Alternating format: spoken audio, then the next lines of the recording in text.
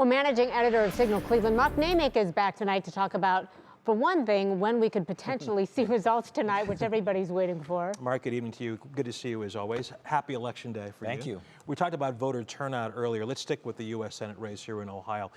Voter turnout high. What does that say for this race at this point? Well, we know it's very close, and I think we won't see a lot of results until later in the evening. That's what my crystal ball says, Christy.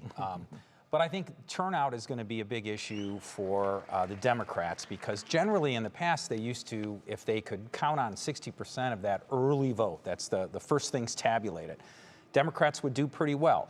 So I think people are going to be watching that. Even Bernie Moreno, his opponent, has said that, you know, like if he's under 55, start calling me because I'm going to win. So that is one way to really look at the early vote when it comes in to see where it is.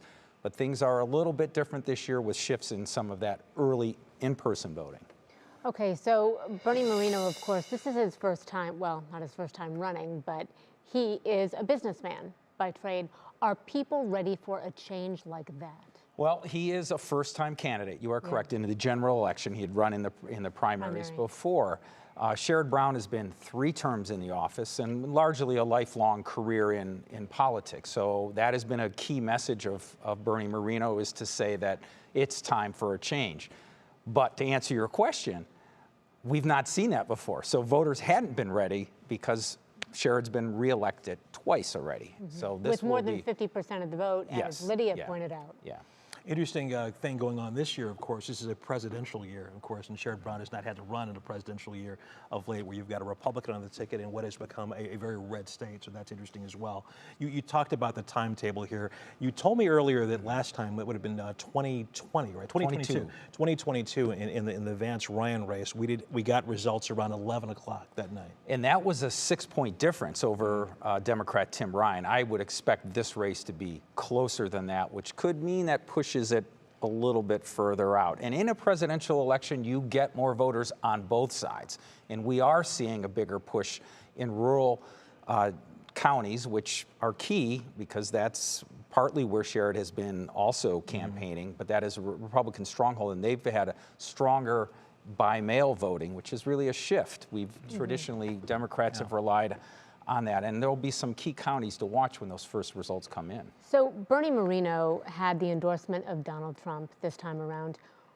How impactful is that? How much weight it made all the difference coming out of the primary, for sure. It makes all the difference. And if former President Trump carries Ohio by what he did in the previous elections, which was close to 8 percentage points, that will be hard for a Democratic candidate to hit. So one of the things people will be watching is, what is Trump's lead here? Does he have enough of a coattail to pull up that whole ticket? Because Bernie Moreno has really tied himself to President Trump, both seeking that endorsement, winning that endorsement. You see it in the ads. And as a red state, not a bad tactic. Yeah, if memory serves me correctly, Moreno dropped out of the race last time because Trump asked him to, because he wanted to support J.D. Vance, who of course wound up winning. And got the president's endorsement, of course, yes. Okay. Okay, good to know. See you later. Mark, thank you so much. Our election coverage is far from over, obviously. We are sticking around with you all night long as the polls close and numbers come in. You can watch on our WKYC Plus streaming app, online at WKYC.com, and right here on air leading up to what's next at 11.